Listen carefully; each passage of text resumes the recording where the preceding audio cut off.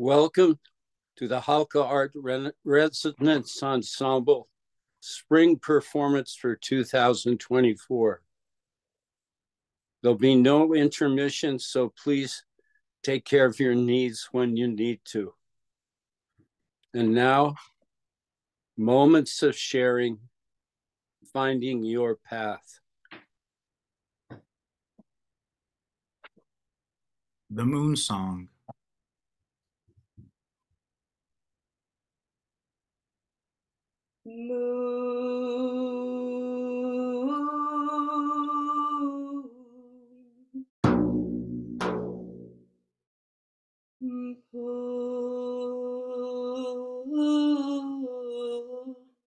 Small sea,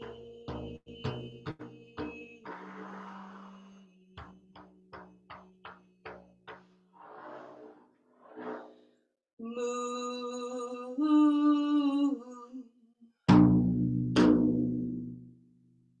hold the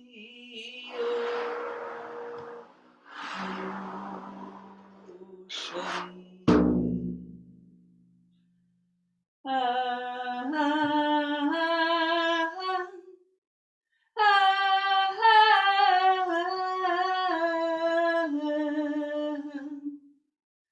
And the blood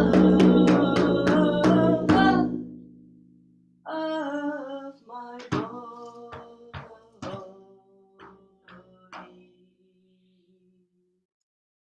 of my body,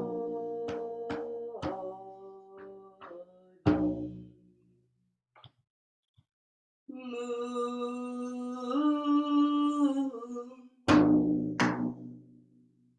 oh,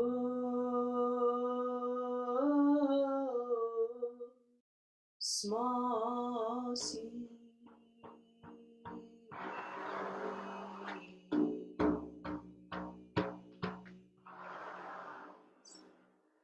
moon,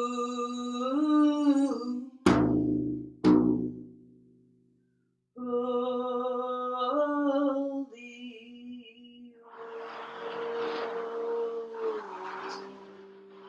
ocean.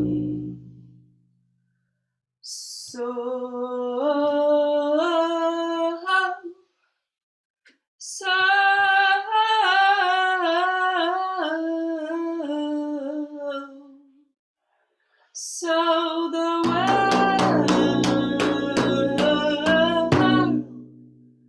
can dance with the sun.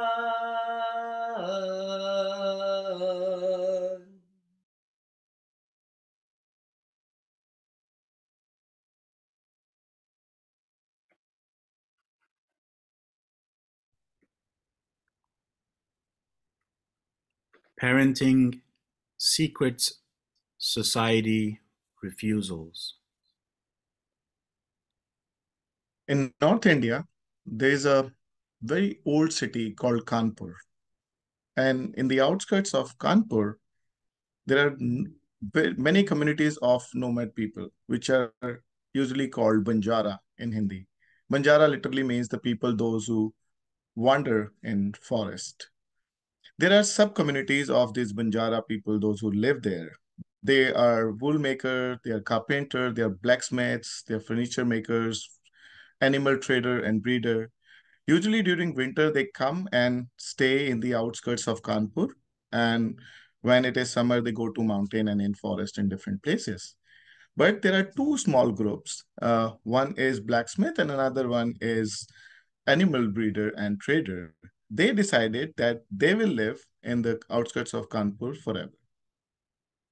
The chief of the blacksmith, Lohar, and the chief of the animal trader, Bala, they started living close to each other.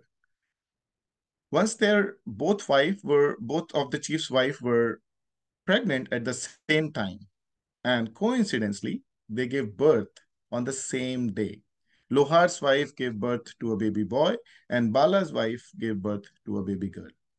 Lohar named baby boy as Chand, which is literally means moon in English.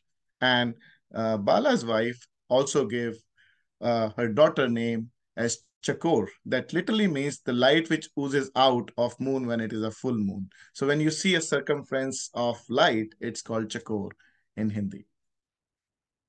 But they did not reveal, both the families, they did not reveal both their children to anyone, not to relatives, not to anyone except the mother and father. After a couple of years, children were introduced to the society, and both of them had only one eye. So there was no vision in one eye. There was no eyeball. There was no socket. There was socket, but there was no eyeball. And that was the reason they hide these two kids from the society. And for us, it may be a coincidence that they were born on the same day and both of them, they don't have an eye. But for them, it was not.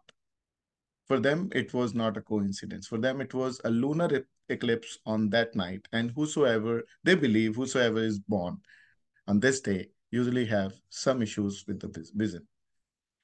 And these kids were introduced to the society, as I mentioned, but they were not very much welcomed by the children. When they used to go to school, they were bullied. When they were playing in the neighborhood, they would get bullied because of their appearance and because of their eyesight and everything. But they used to feel very comfortable with each other. Whenever they used to get time, they used to play together. They used to hang out together. And most of the time, they used to play with flowers, leaves, small paintings. They used to color things. And usually you will find them playing together. One day, they were playing in a small garden. And Lohar father, who was very old, almost 100-year-old man who was walking with stick, he was a wisdom holder of that community. He saw these two kids are playing in small garden, and he called Lohar and Bala and told them, these two souls are made for each other. When they grow up, make sure they get married and they live their life together. Don't separate them. And Lohar and Bala did exactly the same when they grown up. By this time, they were very much equipped with the knowledge of agriculture and everything. They developed many formulas and techniques to develop agriculture. And in order to get more advanced learning, they decided that they will move to Kanpur. So Chand and Chakor, after getting married, they moved to Kanpur. They got a small house there and started living happily. After a few years, they were blessed with a baby boy. They were very happy. They were very happy, and there was a reason, because this boy does not have any kind of vision impairment or any issue with the vision. Because they were thinking maybe genetically both of them have the vision issues, boy might have it. But the boy was healthy and absolutely perfect. The boy was slowly growing up, and one day, the whole family got disappeared. Nobody knows where the family is. Neighbors were trying to find out. The family from the outskirts of Kanpur trying to reach them out. Many people visited, but the door has a big lock on it. Nobody knows where are they. After 1 year, the family came back. And this time, both Chand and Chakor didn't have any eye. They were blind with both the eyes. Everybody was stunned with this thing and they asked, what happened? They just mentioned they met an accident and they lost their eyes. At the same time, now slowly they started adjusting to the regular usual life. And like every other parents, mother Chakor wants to take the kid to the school every day. But it was not accepted by the children's because whenever the son used to reach school, they used to bully him. Your mother is bringing you to school, or you are bringing your mother to school. It was very heartbreaking bullies for him. He did not like it. He was hating it to the core. And at the end, he developed enormous amount of hatred in his heart for his parents because his parents could not do the same things what other parents are doing with other children. They're playing certain games and all. And and all other things what other parents were doing. He slowly was burning from inside and he decided at the age of 16 that he do not want to live with the parents anymore. So he decided he will go to Mumbai and then he will stay there. Once he reached Bombay, he started studying engineering and everything. And Chand and Chakur used to live in their house in Kanpur. After a few years, the son became successful engineer and he got married. He have two kids and he's living happily. On the other side, Chand passed away and Chakur was alone. She was so alone that she wanted someone whom she can be with and share. And she realized that who would be better than her son. So whatever wealth and jewelry and whatever assets she had, she sold everything and she bought a ticket to Bombay. She reached there and knocked on the door of the son's house. Son opened the door and rather being happy, he was very, very angry and furious. He's, why are you here? I did not invite you. You ruined my childhood. You ruined everything. I did not live my childhood like any other normal kid.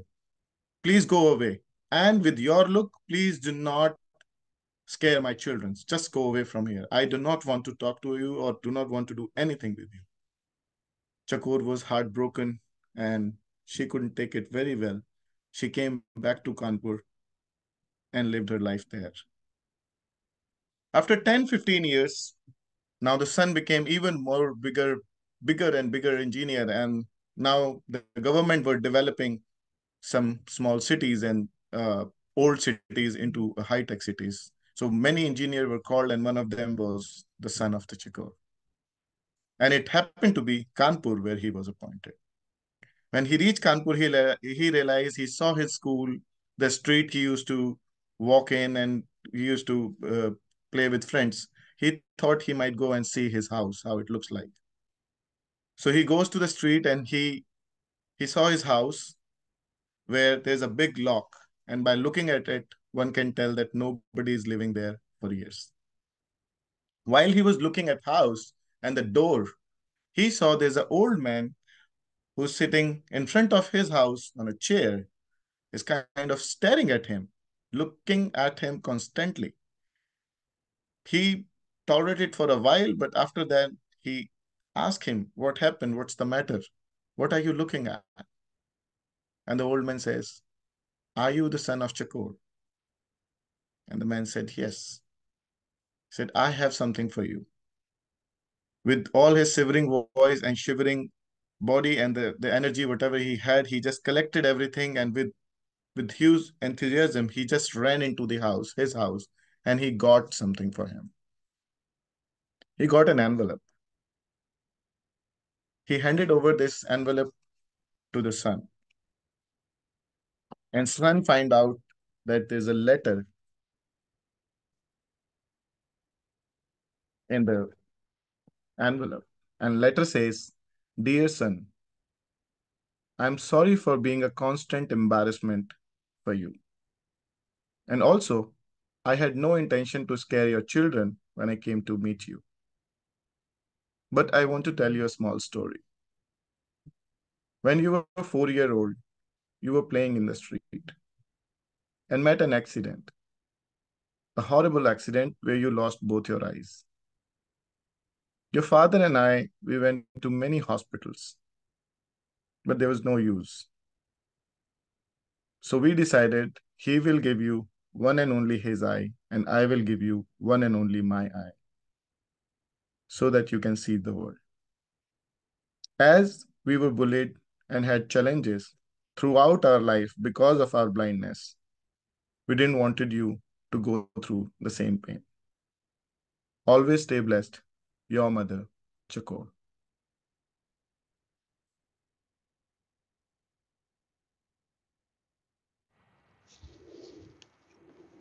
A family story.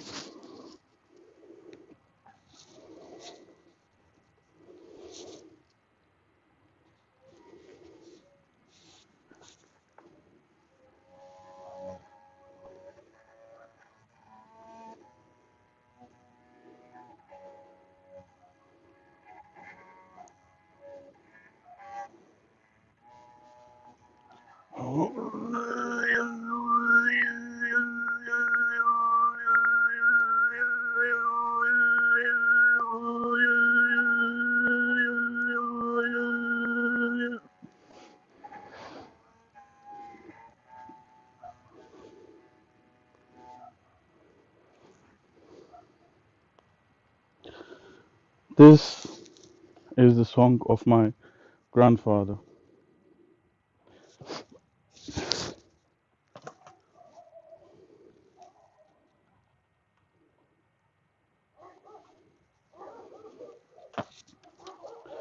This is the song of my family. I have a great family because we found each other. First, my grandfather found my father. When he was a baby, his biological parents left him in the woods. Somehow, my grandfather found him and decided to raise him. He taught him how he survived. He taught him the language of the forest, the mother tongue. So, my grandfather is not a human being. He is a different kind of being. He always told us that he found himself under a tree. And actually, he looks like a tree. His skin looks like a tree bark. His fingers looks like tiny and long tree branches. And he speaks a different language. He sings different than human beings. So we called this forest our grandmother. And my grandfather taught the language of my grandmother to my father. When my father was 7 or 8, a human being came to our forest. He saw my father and thought, this child is lost in the forest. But then he saw my grandfather and thought, this creature kidnapped that poor thing. But my grandfather didn't look like dangerous to him, and he decided to communicate with my grandfather. And of course, my grandfather was a different being, and he acts different. First, the human took one step forward. My grandfather took one step backwards. Then the human took one step backwards. And then my grandfather took one step forward. Then that human being understood that my grandfather doing exact the opposite what his actions, what he's doing. And he saw a hollow, empty tree trunk. And on that tree trunk, there was a hole. And human thought maybe if his hand will stuck there, I mean my grandfather's hand, so he can save my father. So he played a game. The human put his hand in that hole. My grandfather watched it. And when the human put his hand away from that hole, my grandfather put his hand in that hole. But he didn't have skin like humans, so my grandfather stuck in that hole. And that human being took my father and ran till his horse. My father was screaming, was crying, but of course for the human it was nonsense. My father speaking another language, and that human didn't understood it. When on horse, my father was so furious, so in fever, was sick. He was dreaming that my grandfather trying to catch him with his long fingers, but he couldn't. Of course, it was a nightmare. It was a dream maybe for him. So they arrived the first town, that human being trying to maybe find a reward for him. But he couldn't find the parents. So he decided to leave my father in an orphanage. First days in orphanage was very hell for my father. He couldn't speak any human language. He couldn't understand them. The nuns beat him. And when nuns left, the other children beat him. They laugh at him. They beat him every day, every night. After a few months, my father started to understand the human language. He started to speak. So the beating of the nuns stopped. However, other children never stopped beating him. So the bullying continued. Every day, every night. They laugh at him and they beat him. After many, many months, my father decided to leave that place. Anyway, he can go. So he thought he can survive in any forest. So he will just run and enter any forest and he'll survive. But in that place, he could not. So he ran. He entered the first forest he saw. He walked and walked and walked. And then he heard the melody.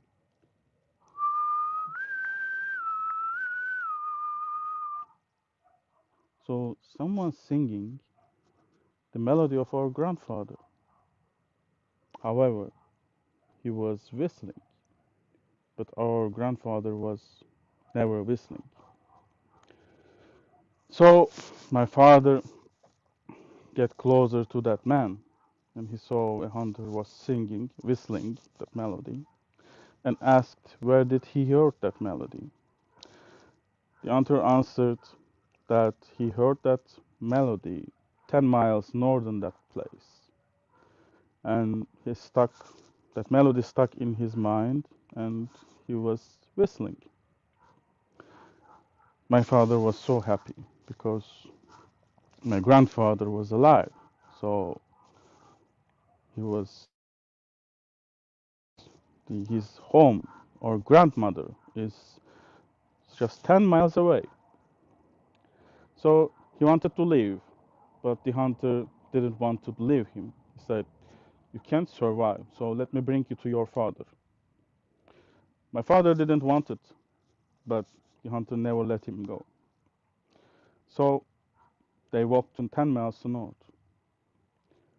When my father felt in the arms of my grandmother, in that second, he saw my grandfather. Of course, the hunter was in fear. So he took his axe and tried to attack to my grandfather. My grandfather didn't do anything except putting his one finger, which left only one is in his right arm, under the armpit of the hunter and tried to tickle him. And he was successful. The hunter tickled and started laughing, maybe because of shock, but he laughed and laughed. And my grandfather continued tickling him. And the hunter laughed. And my grandfather stopped tickling when the hunter stopped laughing.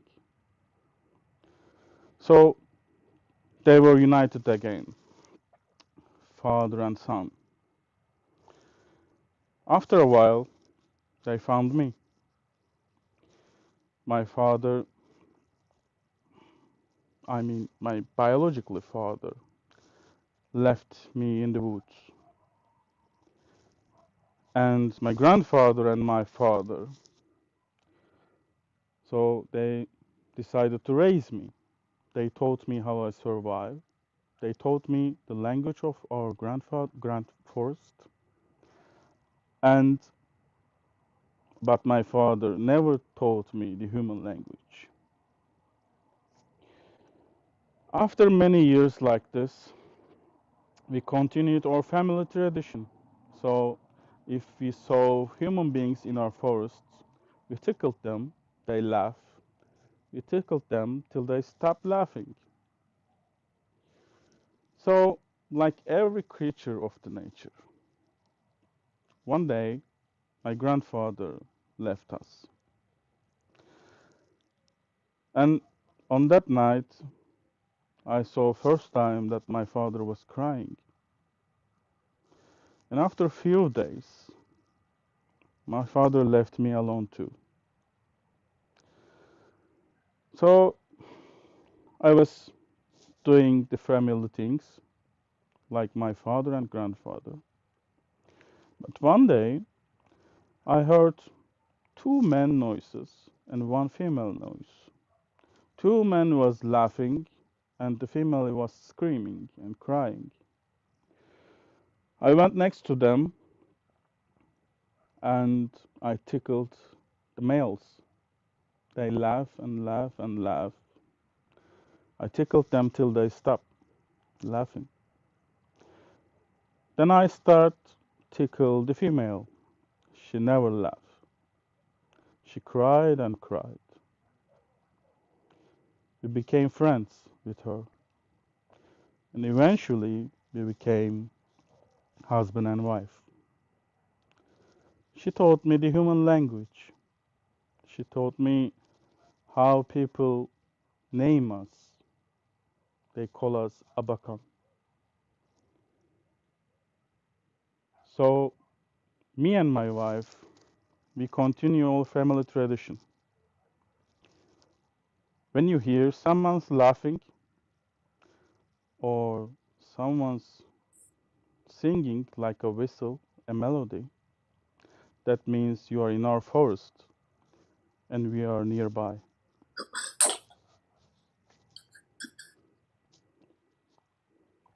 The Danube song.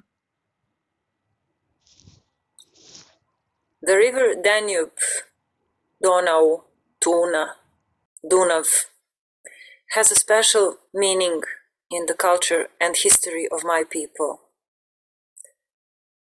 The understanding of Danube is like being a border between the worlds, between the known and unknown, between here and there, between everyday and mythical. So in the legends, in tales, in songs, traditional songs, there is always that duality of understanding and feeling the notion of Danube. And beside the fear and feeling of uncertainty, there is always a kind of comfort and explanation, like it is something already known about it. Being an ethnomusicologist, I have got to know a circle of songs that tell about a mother who sends her daughter to Danube to fetch the water from the Danube River. And the girl is frightened because she cannot explain to herself where this huge water that it seems connects the earth and heaven and clouds and the sky, where this huge water comes from. This variant of the song I learned from village singers from Rudnik mountain from central Serbia. While I'm singing, it is possible that probably I will have to cough, just the way the women from the village do.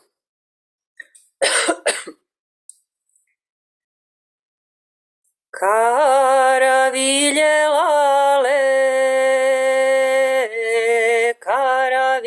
lale moi, caralite maica oi,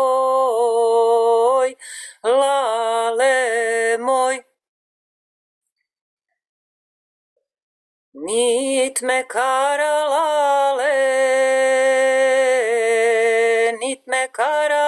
moi, nit me ogovara oi,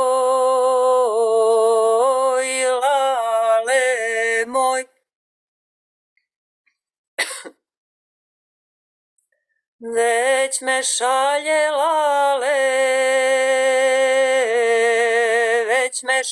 lale moj, na Dunav na vodu oj, lale moj. A ja ne znam lale moj, okle Dunav teče oj, lale moj. Dunav teče lale moj, okle I Morava oj, lale moj.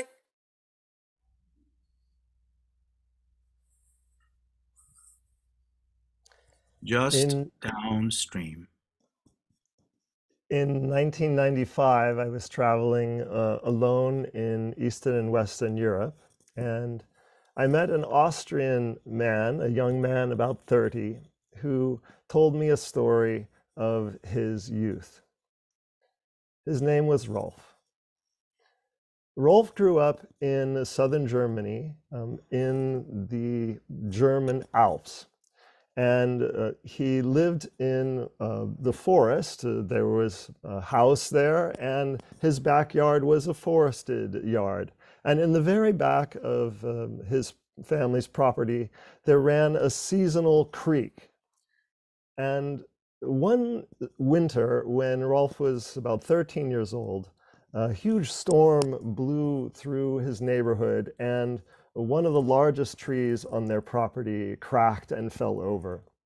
Rolf loved this tree and was very concerned that it had died, but his father assured him that they would do something with the wood of this tree, and it wasn't something negative. So they took the tree and had it milled into boards, and when the boards were finished, Rolf and his father discussed what they should make out of the wood from the fallen tree, and they decided to make a rowboat out of it. So the next year, when the wood was seasoned, they studied how to warp the wood and how to construct a beautiful rowboat. And they went at it together and made this rowboat, and even carved the oars for the rowboat. And they painted it and varnished it, so it was all ready to go. And Rolf wondered, where, living in the mountains, where would they take this rowboat? This was a puzzling to Rolf. But as the school was out and the late spring, early summer came, Rolf's father told him, "It's time, son, you're ready, you're old enough. We're going to take the rowboat and we're going to put it to use and see how it floats." And Rolf said, "Where?" And he said, "Why, the creek in the backyard. It's high enough now, the snows are melting. We can put the rowboat on it and see what's downstream." So they gathered up provisions, and apparently Rolf's mother knew about this. She'd been saving food for them. They got a tent and they packed the boat full. And Rolf said goodbye to his mother, and he helped his father put the rowboat into the creek, and off they went. And the creek was very swift and wound through the forest.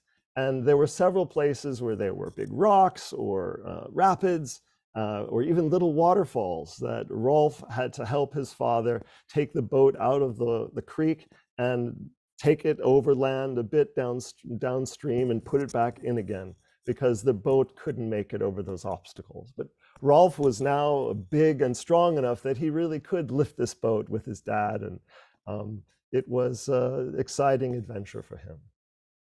Well, the stream was quite swift and it went down quite a ways downhill, and other streams joined it and had become a bigger creek. And that night, Rolf and his father bivouacked with their tent and spent the night on the side of their stream. In the morning, they got back on it again and rowed and let the current flow them, dodging the obstacles and the rapids. And further and further down they went until they left the forest and opened up to the vast German countryside with rolling hills and old medieval villages. And Rolf had never seen the world from this perspective before, traveling on this small stream.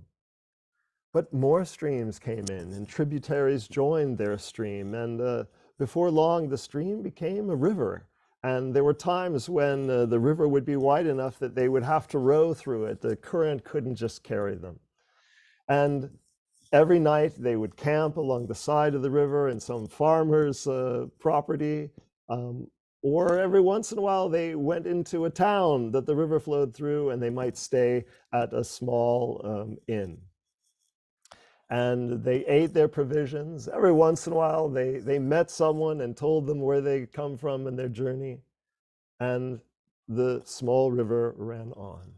So they kept floating downstream, and in the Austrian forests and mountains they saw castles on the sides of the river, and Rolf wondered at the history of this place, and it took him in his imagination far back. And then he came into a city. Bridges were over the river now, and there was a white neoclassical architecture of the city. And Rolf asked, "Where are we? What is this place?" And when they tied up their boat and went ashore, he learned that it was Vienna.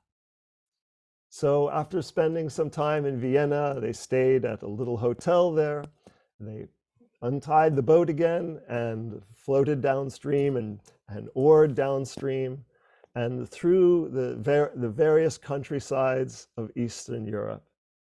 After several more days, they saw more bridges across the river, which was quite large now, And the architecture was unlike anything that Rolf had ever seen. It had an Eastern quality to it, and he saw beautiful towers and spires and a huge building next to the river that he said, "Dad, what's that?" And so they tied up their boat and they went to have a look, and it was a giant bathhouse, the Gellert baths. So he and his father indulged a hot bath together at the bathhouse, and they saw on the ceiling beautiful stained glass windows and 50-foot high walls of this centuries-old bathhouse. After staying in Budapest, the place where this bathhouse was, they continued downstream. And after many days staying, camping on the side, or maybe staying at an inn in a little village, the river wound around bends and was getting quite large now. And they came to the city of Belgrade. There Rolf saw this beautiful old Roman fort. The fortress must have been 2,000 years old, with massive towers with a gatehouse, and the walls lined the cliffs on the side of the river.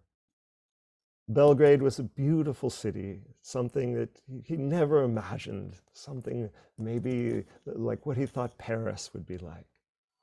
And after staying in Belgrade some days, they went back on their boat and rowed downstream. And there was a place where, going through the mountains, there were steep gray cliffs on either side, and the river became quite swift and even dangerous.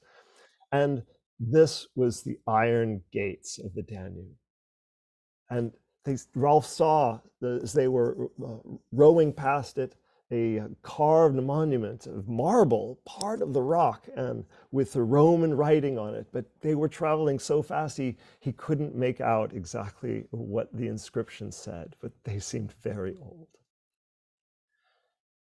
Days later, they saw, they came to a place, Rolf never told me exactly where this location was, that the wide banks of the river had tanks on either side with the gun barrels pointed at each other.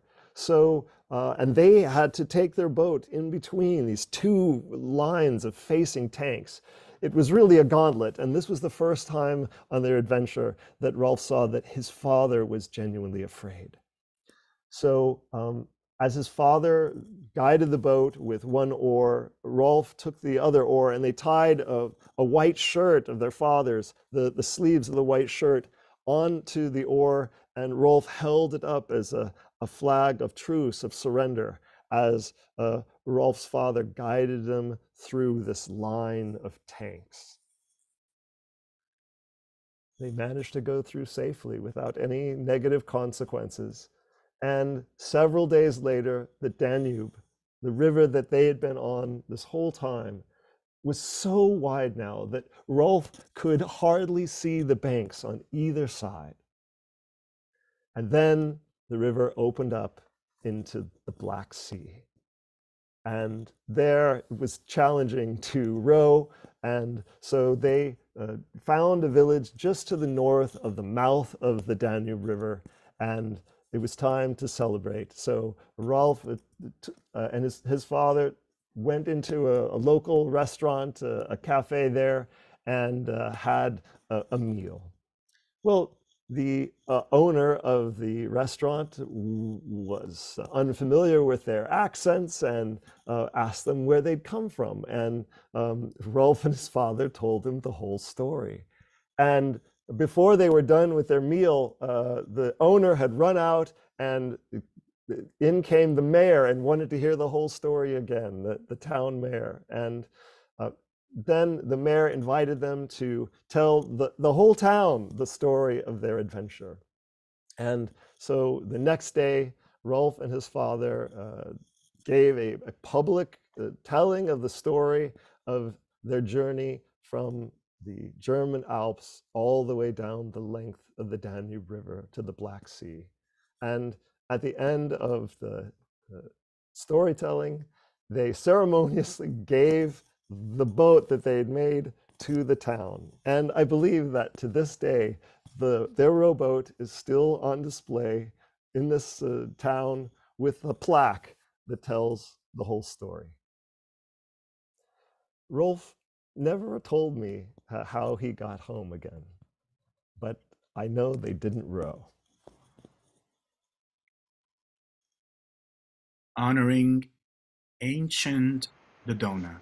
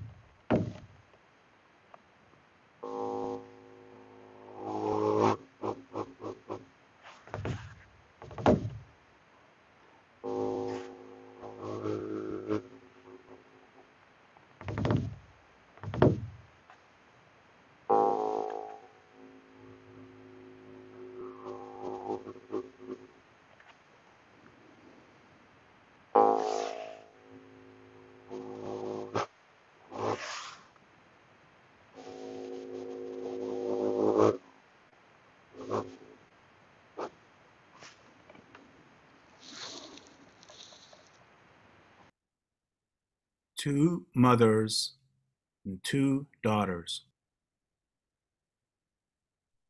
Demet was quite young when she was diagnosed with a health condition. Over the years, she has learned how to live with it. She wasn't given any short life expectancy, but being conscious of a health issue that should be kept under control made her more mature than her peers while growing up.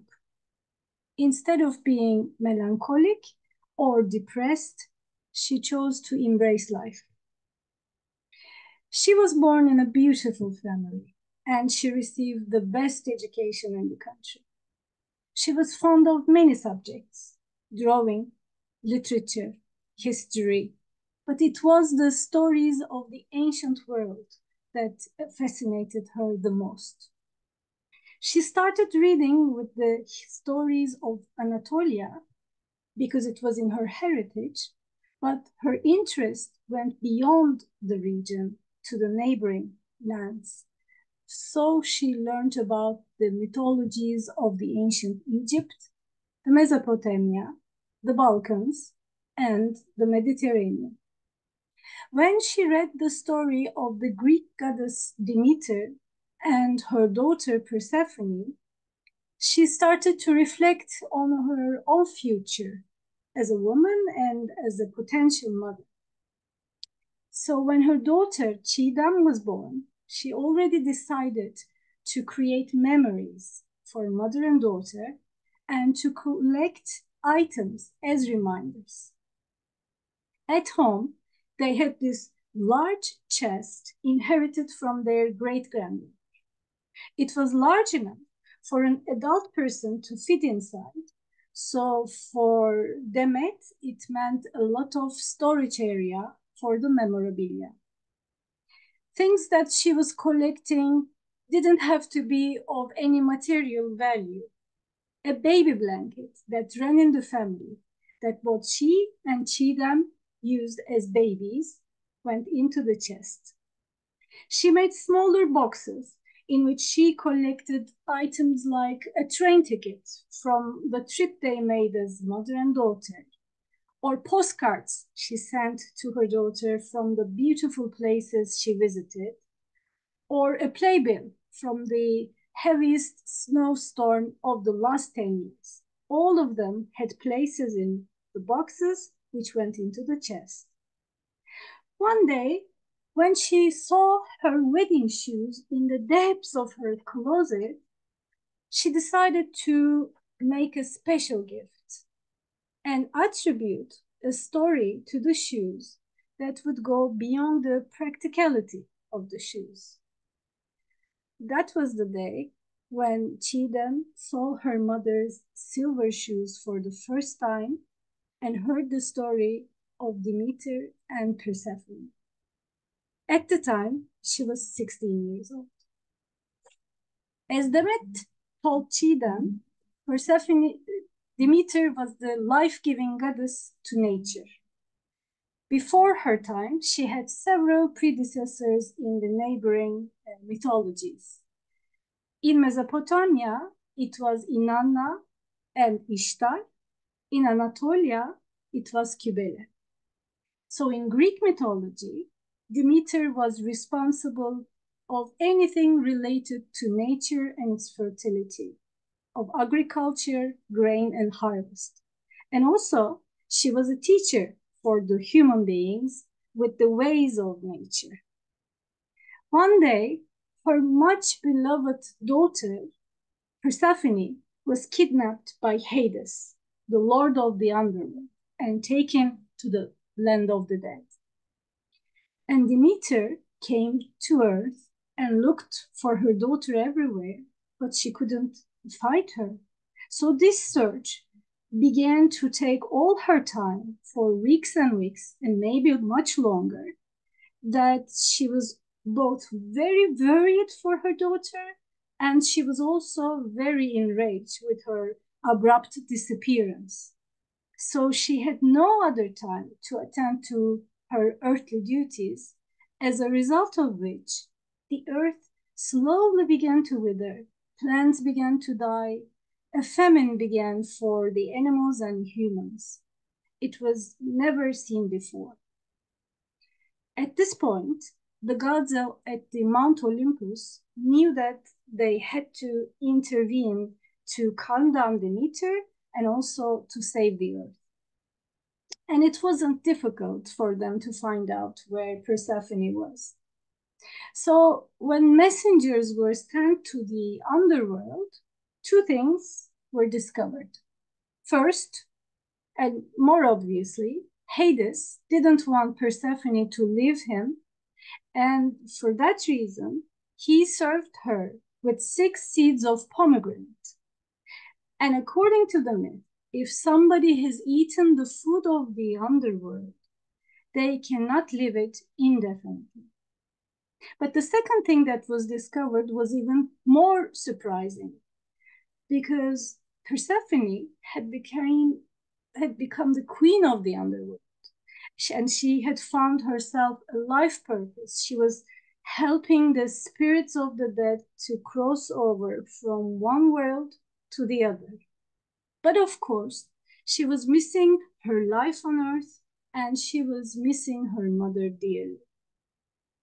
An agreement had to be reached among the interested parties to solve the problem, and the solution was that Persephone had to spend 1/4 of the year in the land of the dead with Hades, and she would return for 3/4 of the year to Earth to be reunited with her mother. And according to the myth, this is how the seasons were made. Winter was the time when Persephone is in the underworld, and the Earth is also in recession. And when she comes back to Earth, Demeter brings spring again, and she is so joyful with her daughter to be near by her side that she keeps bringing warmth and fertility on Earth year after year. And that's how the cycle of life continued. After telling the story, Demet put the shoes in their box and placed them in the chest. And then she turned to her daughter and said, "My beautiful daughter, in the future, when you see these shoes, I want you to remember 2 things. First, this story. This is about family, bonding, loss, grief, and constant renewal of hope. Everything that you will experience as a human being on Earth. But it is mostly about the love of a mother and a daughter and things that we are capable with it. Secondly, in these shoes, I have spent some of the best days of my life until they retired in my closet, and I cherished every moment of it. Remember that I want you to do the same thing for yourself. Find your own way in this walk of life. Discover your passions, and especially be around the people who value you and who make you happy. And you don't have to keep the shoes forever. Just remember the memory of it and what it tells you." Chidam didn't see the shoes for many, many years after that day, but she included them in her drawings. And later, when she was in her early 20s, she discovered that her passion in life is drawing and creating things in art. And one day, she came up with the layout of a woman's shoe inspired by her mother's silver shoes. And as shops sell them in boxes, as they usually do, she made sure that a small booklet, 100 small booklets, copies, just like this one, to be placed in the shoebox, in which this entire story that I have just told you was written. That year, Chidam turned 35. and it was the year she has lost her mother.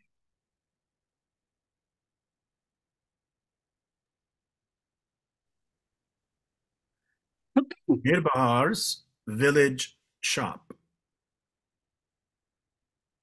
Mirbahar was the eldest person in the family when all of them agreed on migrating from Baku to Iğdır. Baku was now the capital city of Azerbaijan, and Iğdır was a small town in Turkey at that time, and it is just on the border of Armenia. One side is Armenia and the other side is Turkey. And indeed, just 15 years ago, they already migrated from Yerevan to Baku. Yerevan is the capital of Armenia now. And now, in 1930, they have to migrate all the way back to Iğdır, which is very close to Yerevan. You can see the lights of Armenia, the Yerevan. Both cities can see Mount Ararat, the white peaks of Mount Ararat. After many, many tragic events, which are subject to other stories, Mirbahar and his family arrived to Iğdır. Now he can see his hometown when he was a little boy. He can see the lights of Iğdır at that time, the weak lights of Iğdır. Now he can see the lights of Yerevan at nights. And there are some paths. Anybody can even walk to Yerevan, but the paths are very dangerous. There are so many mines under the sand. In Iğdır, they have to live, but most of his sons and daughters and even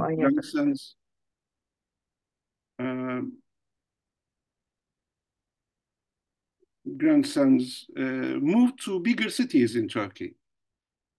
Only old Mirbahar and his wife Zehra stayed there.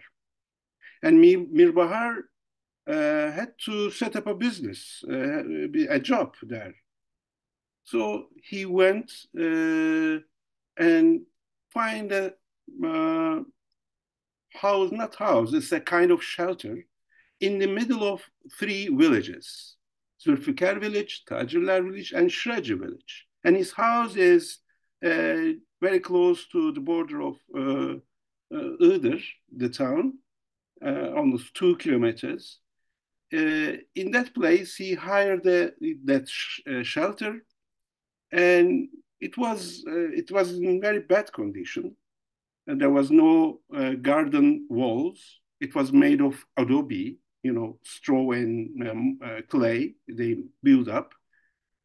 Small 2 rooms and just a window and door. He fixed the door and the window, and he filled that place with goods like flour, sugar, rice, that villagers will need, and some hardwares like hammers, nails, screwdrivers, pickaxes, clothes like shirts or socks, even stationery goods for school children, notebooks, pencils, and he started to sell them. For many years, he worked there.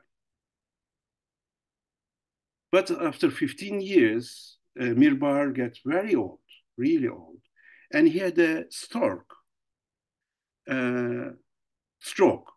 mean. And his left part, his arm and his left leg, partly paralyzed. he couldn't walk anymore to his shop.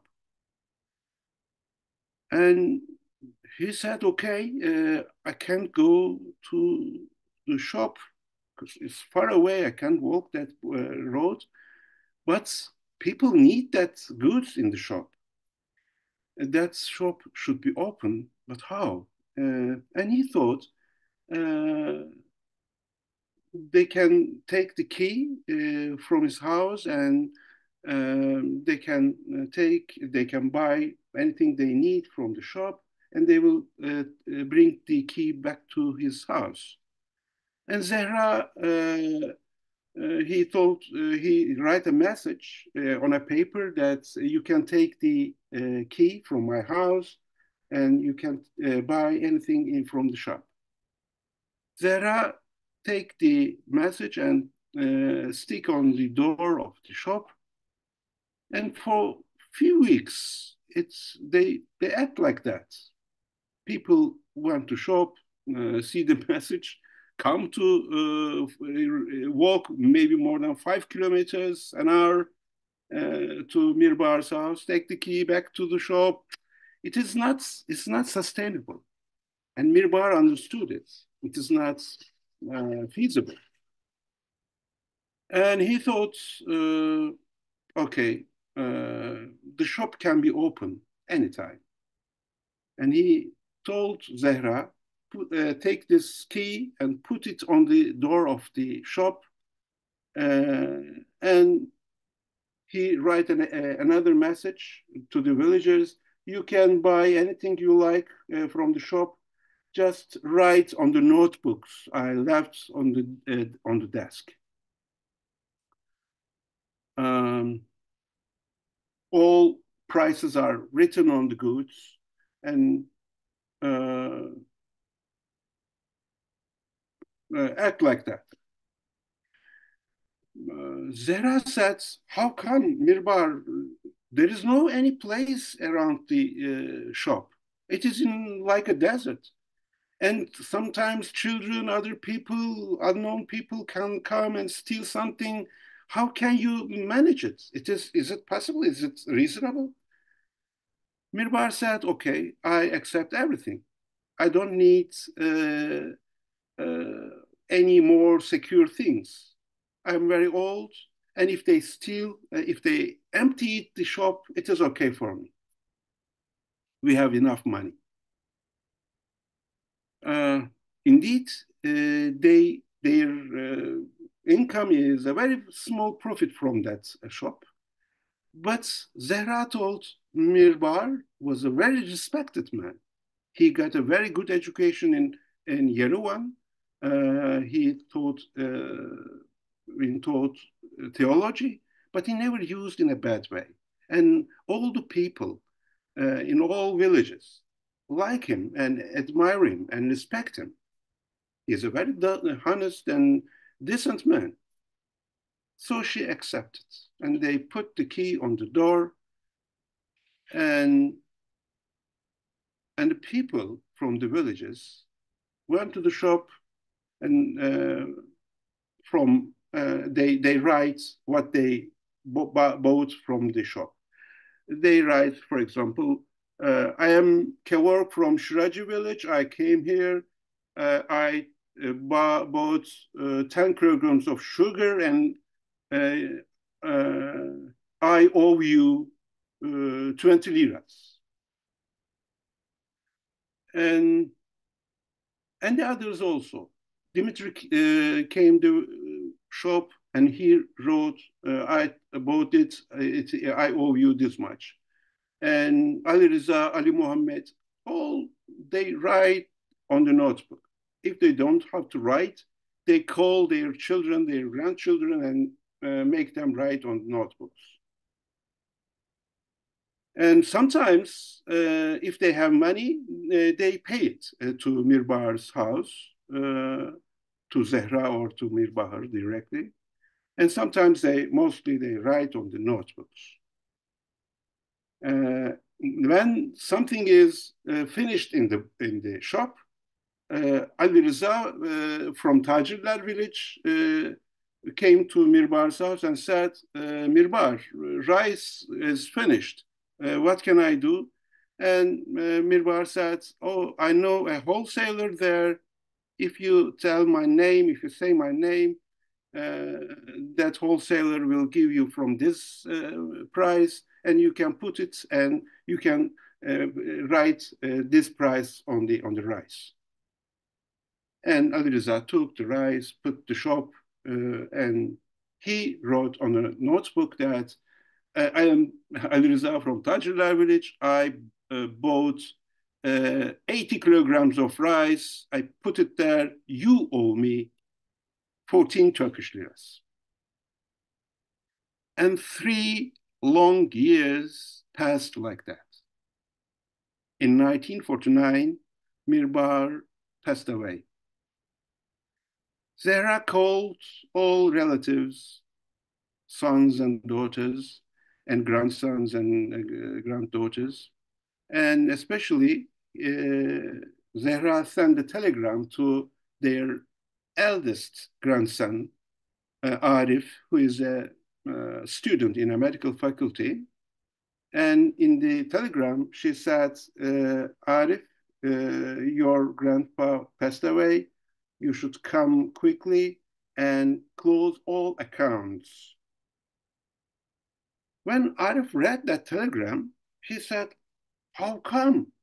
My grandpa had a stroke and he's paralyzed, and 3 years ago, didn't they close all the accounts? How can I close the accounts after 3 years? He immediately go to Iğdır, and when he see his grandma Zehra, he said, what happened? Is that shop open for all these years? How come there's nobody with you? How can you manage it? And Zehra told all the details. And she said, it is Mirbar's decision. You can close it. You can make the accounts and call the people, and I'm sure people will help you. I said, no, it's impossible. It is impossible for 3 years. I think the shop is empty and nothing can be closed like that. But Zehra said, go there, take the notebooks, and I'm sure you will do it. Arif went to the shop, take 3 thick notebooks, and he bring them to the house and start to work on them. And he summed line by line, Kevork's debt, Ali Rıza's debt, Ali Muhammed's debt, Dimitri's debt. He summed all of them, and he announced I forgot, when Arif entered the shop, when he opened the doors of the shop, he's surprised very much because all the shelves are full of goods. Everywhere is clean, as if Mirbar was working there. And after finishing all the accounts, he announced that I will come to shop 5 days later in that day, and people can come and close their accounts. In that day, after 5 days, Arif went to the shop. He put the desk in front of the shop, and early in the morning, every people come from all villages and queue up in front of the desk. And Arif announced, when he said their names, they come one by one. And Arif said, you owe this much, and he paid that much, silently. And when Arif called the other, I owe you this much, Arif paid, and silently he went out. And after 3 or 4 hours later, everything is finished. It was Arif's second surprise. all accounts balanced perfectly. Waiting for the beloved. There is a tradition in certain parts of the world, like Azerbaijan, Armenia, Macedonia, Turkey, Iran, and other countries in the region, that when someone is going on a journey, you sprinkle some water behind them as they're leaving, or pour some water on the street as they're leaving, walking in their vehicle. The idea is that you're wishing them a safe journey and a quick return. In some parts, it's believed that the water, as it seeps down into the earth and underground, the underground spirits help the traveler on their way and brings them back quickly and safely. In this particular song that I'm going to sing for you, there are some hints of that there is the sorrow of someone leaving, but there's also the anticipation of a beloved returning. And this continues, the going and the coming, the returning and the leaving. And in this song, the man is washing literally the streets, the dirty streets. So when the beloved comes, she's not dusty or dirty. And he's preparing some tea and to spend some time. And of course, she will eventually leave as well. This is an Azeri song that I used to listen to at my grandmother's house, where this song was often played. So I'll do my best. It's called Kültürlere susatmışam.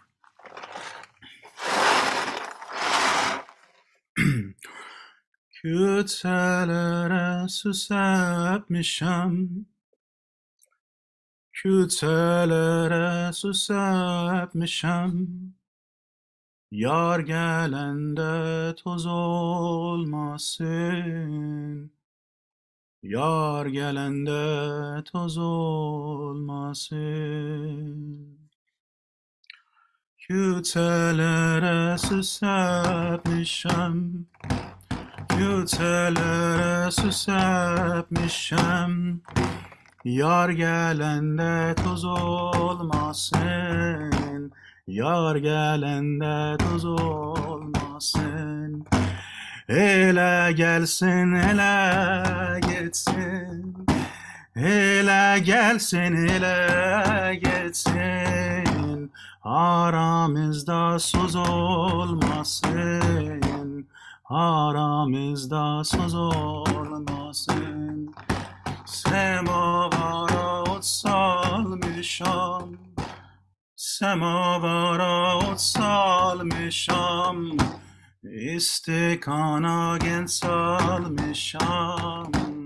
İstikana genç salmışam.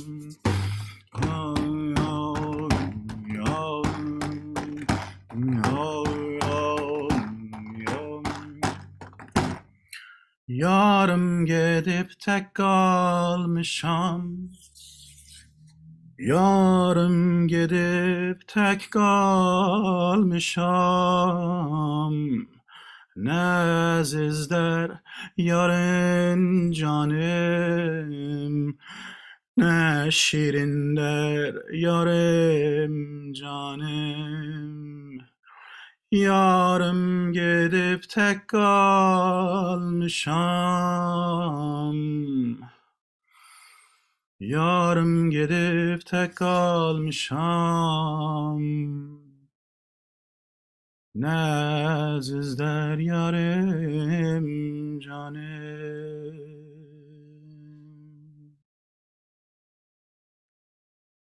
Bozacci.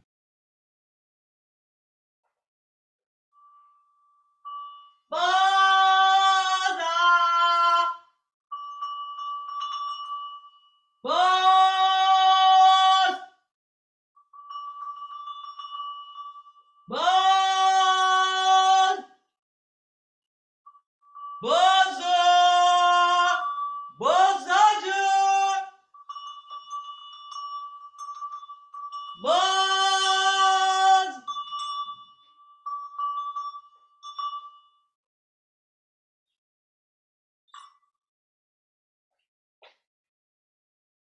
In the good old days, people used to wait for bozacı.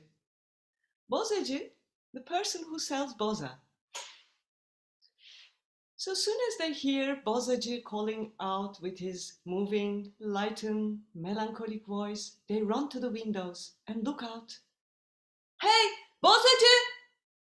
Come bozacı! Bozacı!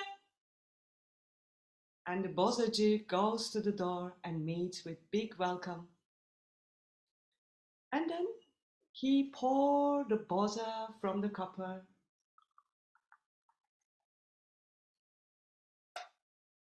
And the household nourished the boza with cinnamon and roasted chickpea on top.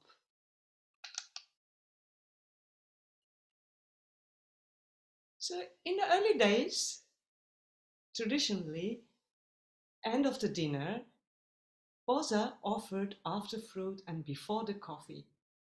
Boza is a drink to drink in wintertime, selling by people who walk along the street at night with their moving, lightened voice.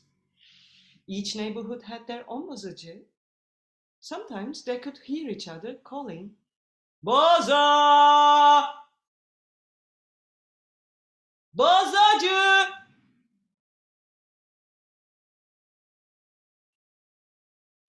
Boza it's been drinking centuries through Anatolia, Central Asia, Caucasia, and almost all the Balkans, made from grinded grain and sugar, and after become acid fermentation. And the hops can perhaps add into that fermentation process. And if that fermentation stays a bit longer, it can become a bit of spirituous. So today, hearing bozacı. Today in Istanbul, we can still hear few bozacı calling out. And this is such a privilege to witness. So this tradition still continues. One bozacı said from the early days, when I started selling boza, I was too young. A child, I couldn't let my voice out. I was too shy. But now my voice all along the street. So once again, today hearing bozacı calling out at night, almost call for the moment. His voice fades out through the street, disappears till the end of the street.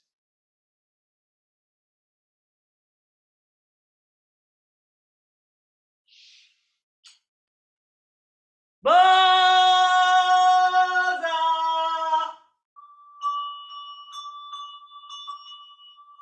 Boza!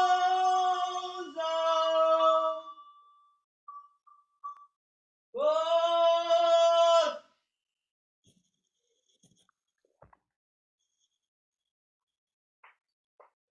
Most beautiful of all. When I told my friend Sally that I was planning to go visit Istanbul again with a friend, she said, well, if you're going to go, then would you be willing to try to bring me back a carpet? I said, that sounds fun. I mean, I love a good quest, but I knew nothing about carpets, and how would I identify what a good carpet is? She said, don't worry, I'll tell you. So she gave me a lesson on carpets, on traditional carpets and how they're made and how to identify a quality carpet. And so I felt prepared when I went to Istanbul. And when my friend and I arrived the very first day, I thought, okay, let's go try. When we went into the Grand Bazaar, and there at the major intersection in the center of the Grand Bazaar, we decided to go into our first carpet merchant's shop. The man was very wise, had a beautiful energy, and gave us, served us some apple tea and sat us down and asked what we wanted, and introduced himself as Yosef. And so I described a little bit of maybe what my friend was looking for. And he looked me over and said to his assistant, go up the ladder and the second compartment from the top, 3 over and 1 up. No, one to the left of that. That's it. Bring that one down. And so the assistant carried it down the ladder, came to the middle of the carpet shop and unfurled this red rug. It was so beautiful. It was, it had a small border all around the outside, and the field patterns were geometric gulls. And I could see that there was rhythms in it, but there was nothing that was perfectly repeated. There was an amazing asymmetry about the design that I thought was really fascinating. And so I also noticed that there was inconsistencies in the rose madder dye. So there were these stripes where the color would be very intensely red, and then other places where the color was not so red. I learned from my friend Sally, it was called the brush. And that was a sign that the rug was woven by nomadic people, because the dye would change when they went from one place to another, and they couldn't get the exact same color again. So I thought, wow, this is a really amazing thing. And what is the price that you're offering? And he gave me a price and was very firm about it, didn't want to negotiate it. And so I said, okay, well, how about another rug? And he said, no, this is it. I said, okay, well, thank you very much, Joseph. This is really the first carpet store in Turkey that we've seen. So maybe we'll come back. So he said, it will be here for you. And his assistant rolled it up and put it aside. Well, in the next few days, we had a quest to fulfill. So my friend and I went to several different places in Istanbul and in the town of Bursa. And everywhere we went, if we saw a carpet shop that looked cool, we went in and without exception, every carpet merchant threw down rug after rug, served us apple tea, and but just piled rugs higher and higher, and didn't want us to leave, and then gave us prices that were 3-4 times the price that Joseph's rug was, the first rug we'd seen, and in both places, we never saw a rug. We saw some nice rugs, but never anything quite like the rug that Joseph had shown us. So at the end of our stay, we went back to Joseph's shop, and I said, could we see that rug again? And he said, oh, absolutely, it's right here. And his assistant unfurled it. And once again, I was really blown away by, especially having seen all these other rugs. There was just no comparison. And I said, how you didn't show us any other rugs, and then you show us this rug, and it's really the nicest rug we've seen in these 4 days in Istanbul and Bursa, and the price you gave is so reasonable compared to everybody else's. How can you do this? Why didn't you show us any others?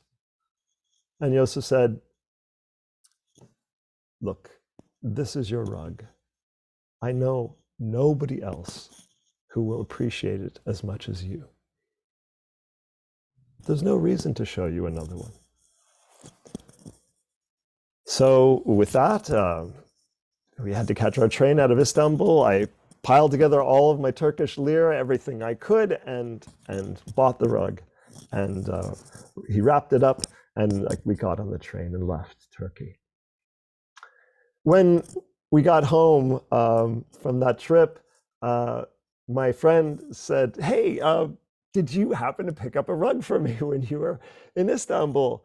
And I said, yes, we went shopping for a rug for you, but honestly, I've fallen in love with it, and I want to keep it for myself. It's too beautiful, I'm sorry. And that was the beginning of my interest in rugs, and I started a small rug collection. Many years later, living in California now, I saw an ad online for a rug merchant several hours south of here. It was selling rugs, and I saw one that really attracted my attention, and I was looking for something just like that. So I drove down to south of the Santa Cruz on the California coast and met with this man in his small shop.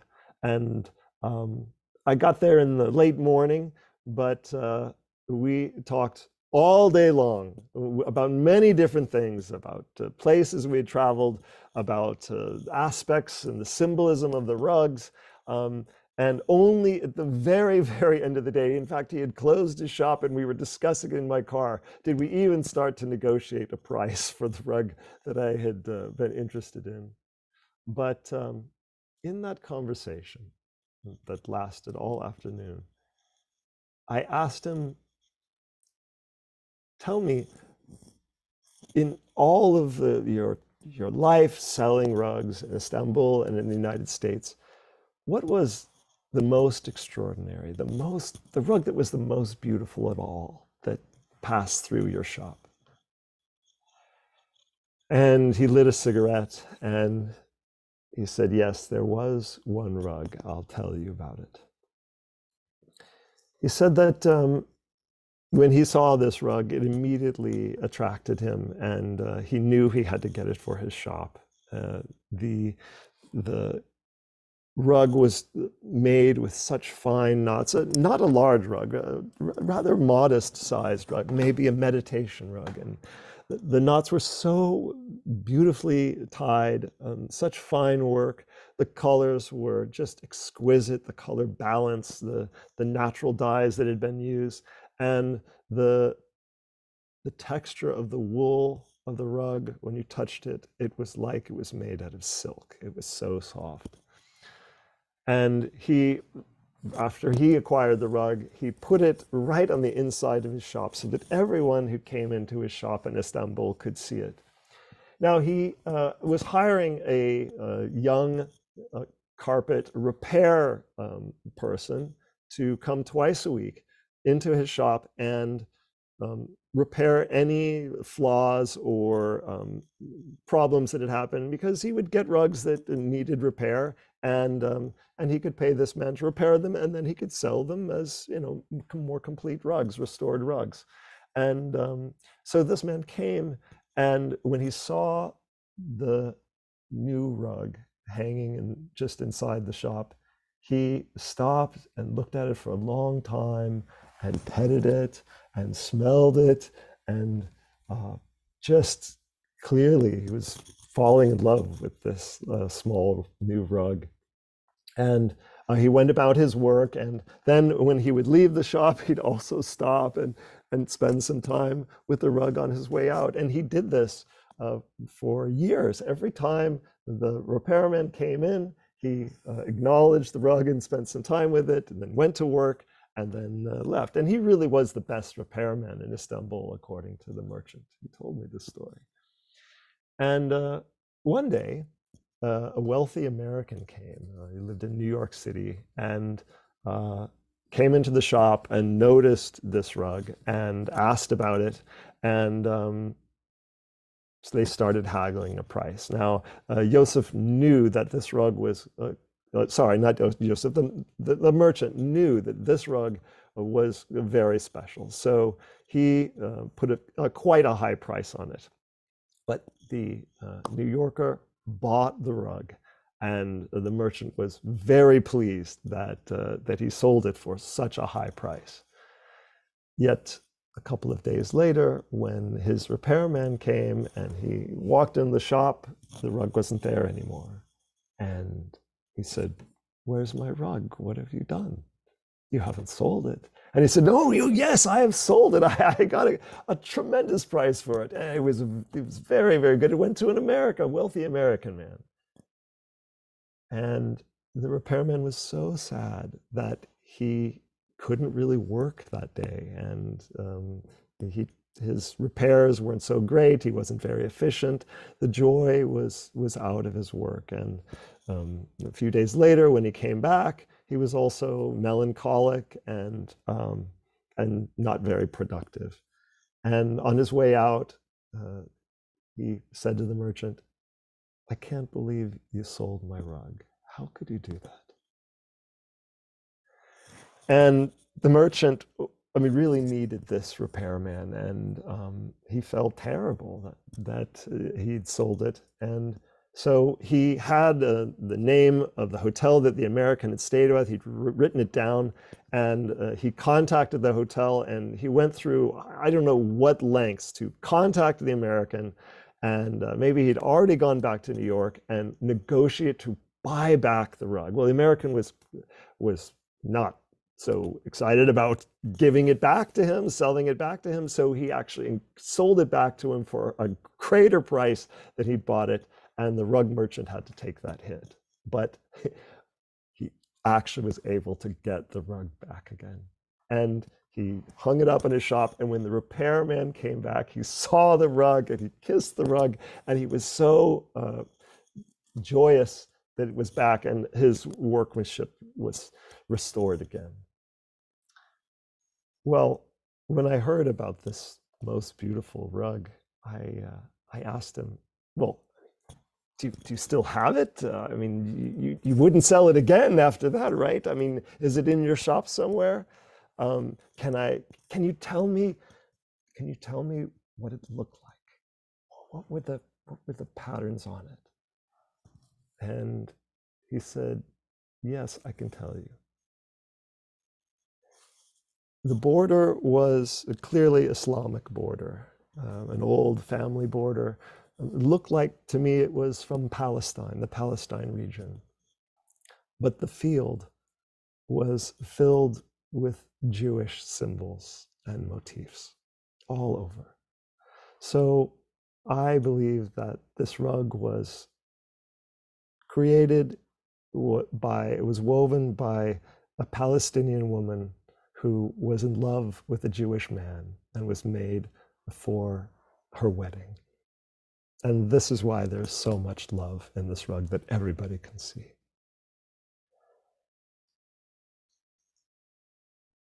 And I said, "You must have it here, right? I mean, can I see it? Do you have a picture? Is it at home?" And he said, "Alas." A few years later, I came to my shop once and I found the door was broken in, and the thief had taken some of the most valuable rugs in my collection, including that one. And soon after that, I immigrated to the United States. So friends, I can't show you a picture of this rug. All I have to give you is the story. A bouquet of roses. I'm going to sing a French traditional old children's song. It appeared really early, like in 1604. It's very well known in France, and it has also become popular in Belgium and the provinces of Canada. It's about a lost love. It's about a woman bathing in a fountain, drying herself off underneath an oak tree where a nightingale is singing. The nightingale has a happy song, but the woman is sad. She lost a beloved for a button of rose that she refused him. It's a euphemism for her virginity. She wishes she had not lost it, and the button of rose would still be on the rose bush. So songs and stories, when they travel, they take on different meanings. And that song in Belgium, the button of rose became a bouquet of flower, and it's just a man being turned down. In the provinces of Canada, the song is or can be sung by a man or a woman. And so can be just also turned down. Or it also at times being sung by a woman who refuses to give away a button of rose to the man who loses patience and goes away. But also in Canada, there is at times a hidden sense of the Quebec resistance toward the British. I don't know much about that. But the adult meaning of that song, the theme, I just realized recently. I had no idea. All the children of France sing that song happily, and we have no clue. We don't know. Anyway, I would just want to share it now with you.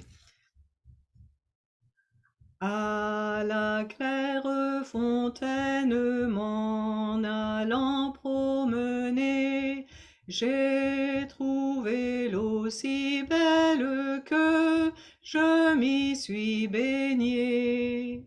Il y a longtemps que je t'aime, jamais je ne t'oublierai. Sous la feuille d'un chêne, je me suis essuyé. Sur la plus haute branche, un rossignol chantait.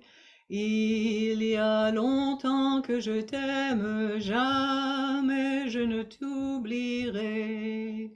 Chante, rossignol, chante-toi, qui a le cœur gai. Tu as le cœur à rire, moi je l'ai à pleurer. Il y a longtemps que je t'aime, jamais je ne t'oublierai. C'est de mon ami Pierre qui ne veut plus m'aimer pour un bouton de rose que je lui refusais. Il y a longtemps que je t'aime, jamais je ne t'oublierai. Je voudrais que la rose fût encore au rosier et que mon ami Pierre fût encore à m'aimer. Il y a longtemps que je t'aime, jamais je ne t'oublierai.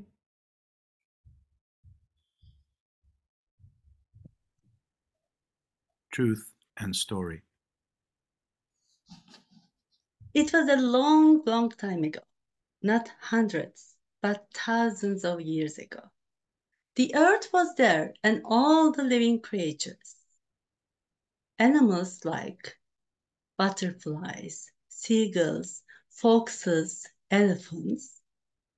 Plants like herbs, poppies, blueberries, juniper trees, and human beings.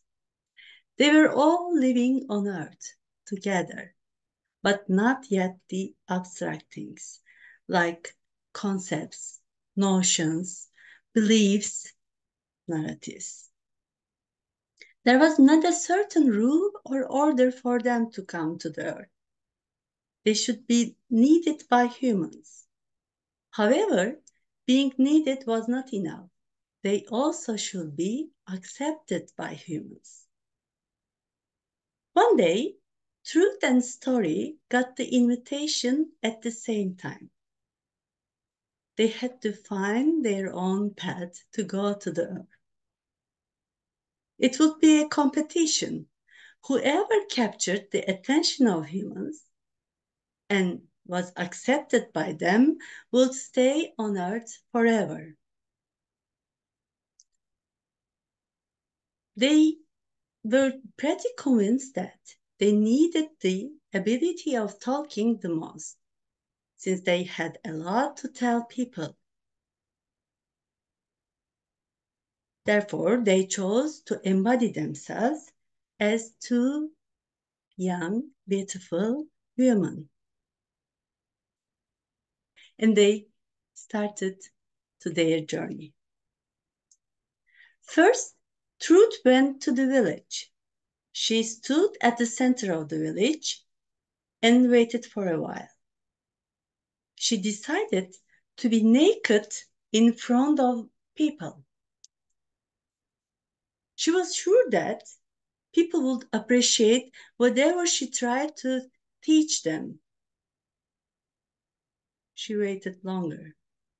Soon, a few people came to see this newcomer. But as soon as she started to talk, they left her alone. Truth was not ready yet to be defeated. So she decided to cover herself to soften her instructions, like values, norms, rules, knowledge. But the result didn't change. And she had to return to story with the sadness of being ignored. She said, Story, I did my best, my friend, but I failed. Maybe the information that I tried to give them is heavy for them right now. I'd better go back and wait for the perfect time. Story, while she was putting on her clothes, replied, Truth, wait, my friend, you'd better fail because the people were not easy to attract. It's my turn now. And trust me, if I succeed, I will do anything to keep you with me here. Story went to the forest nearby village. She stood among the trees. She felt the forest.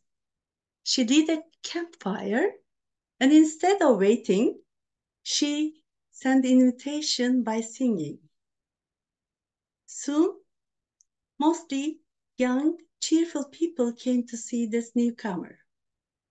And Story helped them to enjoy the moment with joy, fun, laughter, happy endings. After a while, she noticed that the rest of the people were not among her audiences. Maybe they were at home, at work. And she couldn't feel respect what she tried to do. Story had to return back to Truth with the sadness of being underestimated. And she said to Truth, Certainly, I could entertain some of the people, but this was not a full acceptance. Mostly, the children were not there.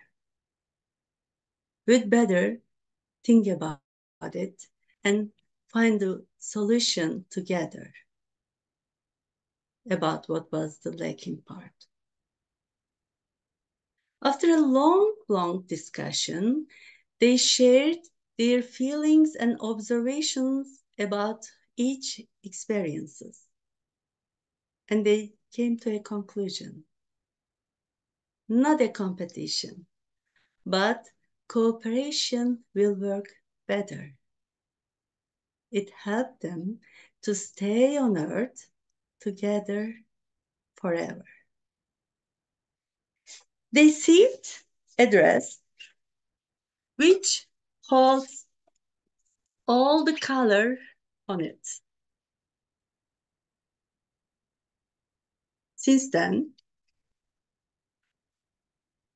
the storytellers tell the truth of life through the language of story, like wisdom and imagination, history and sensation, respect and amusement, reality and fantasy.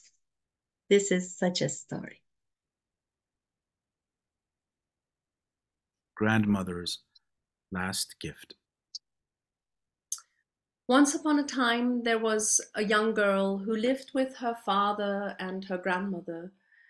Her mother had passed away in childbirth, but her grandmother cared for her with such a tender love that she was like a mother to her. Her grandmother was the wisdom keeper in the village, who was sought by the farmers to come and sing songs for the crops to grow and for the rain to fall. People would come to her to seek healing, and she would sing songs to heal pains in their hearts and souls. And the young girl, she was always by her grandmother's side, and she learned all of these songs. So one day, when her grandmother fell ill and could not get up out of bed anymore, the young girl started sitting by her grandmother's bedside, and she held her hand, and she would sing her the songs of healing and to soothe her pains and aches. And grandmother said to her, "Come closer, child. I have one last gift for you." And she pulled out the figurine of a nightingale. And she said to her granddaughter, "If you sing the song I'm going to teach you right now, the bird will come alive." Abendstille überall, am Bach die Nachtigall singt ihre weise Klage und leise durch das Tal. The bird came alive and it soared through the room and it landed on grandmother's outstretched hand. Grandmother passed the living bird to the granddaughter's hand, and she said to her one more thing, to the granddaughter: never sing the song when other people are around. And then her grandmother died. The bird was of great solace to the young girl in the following days when she mourned the loss of her grandmother. She would sing to the bird, and the bird would become alive and be her companion and would speak to her, and it nearly was like her grandmother's voice was still present with her. So as the young girl grew into a young woman, she became the wisdom keeper of the village, and people would come to her. The farmers would ask her to sing the songs for the crops to grow and for the rain to fall, and people would come to seek healing, and she would sing them the songs to soothe the pains and aches in their hearts. Well, she was a revered member of her community, but she was so different from everybody else that she was a bit alone, and none of the other young people in her village saw her as a marriageable mate. So one day she went to the village's market fair. The market fair day was a great celebration of all the neighboring villages coming together in a day of celebration and joy and sharing their wares in trade. During the dancing, she met a young man who was immediately taken by her beauty, and at the end of the evening, he proposed to her. The young woman was overjoyed, and their courtship was going to last a year because the young man still had to build a little hut on his father's land, as there wasn't enough space in his father's house. So during this year's time, he sometimes would come for unannounced visits to bring her little gifts. And one day when he came on a visit, he saw her through a window in the courtyard, and he saw her singing to a wooden bird. Abendstille überall, am Bach die Nachtigall singt ihre weise Klage und leise durch das Tal. Now, the young man was horrified because she was playing with the bird like a little girl. She was talking in a voice as if she was speaking for the bird, and she was moving the bird around and playing with it. And he was he was totally shocked. He could not and would not marry a little girl who played with toys. So he went up to her right then and there and said to her, "I cannot marry you." The young woman was devastated, and in a fit of rage and anger and despair of losing her love, she threw the bird into the fire. But now, of course, she was shocked. She had lost her only friend, and she didn't know what to do. She went back to her beloved and said, "I burned the bird so I could be with you." But he would not take her back. As time passed and she mourned the loss of her beloved and her bird, she realized that she missed her bird and her grandmother's blessing more than her beloved. She would still go into the village to sing for the farmers, for the crops to grow and for the rain to fall, and people would still come to her for healing songs, but never could she sing the nightingale song. So as a year passed, she went back to the village's market fair day, where she met a wise old woman from a neighboring village who used to be a friend of her grandmother's. She went up to the elder and to say hello, and she found herself pouring out her heart about the loss of her beloved and the loss of her grandmother's last gift and blessing, the gift of the bird.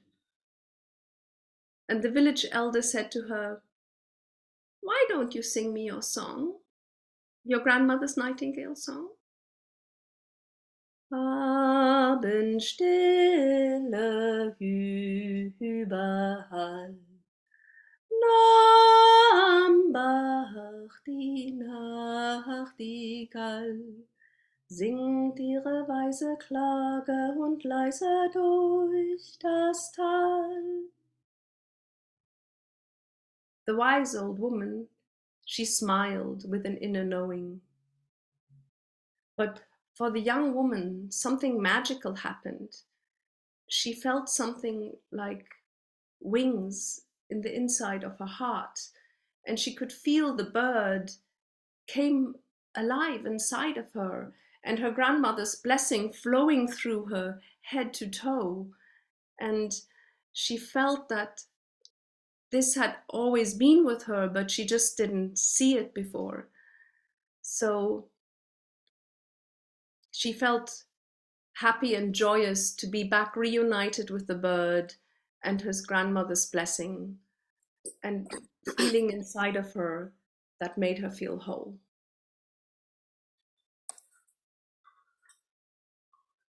The Garland Song. Our first encounter with music was in our family during the time we spent with our grandmother. She was taking care of us while our parents were at work, and she spent a lot of time taking care of us, and the special moments were when she gathered us around herself and told us stories from her childhood and sang us songs that she learned in her childhood, in her youth.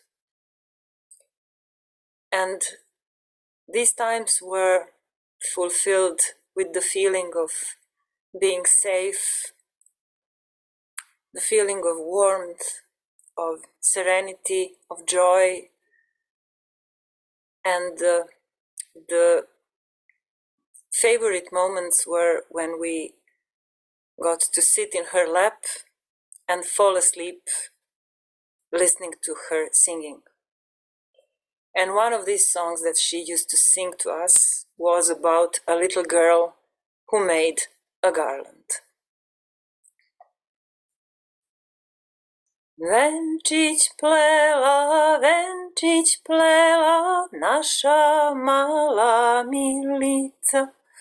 Kad je plela, węczyć plela, vesela je bil. Da mi hoće węczyć mali dati. Pa još usto svojom drugom zvati. Da mi hoće węczyć mali dati. Pa još usto svojom drugom zvati.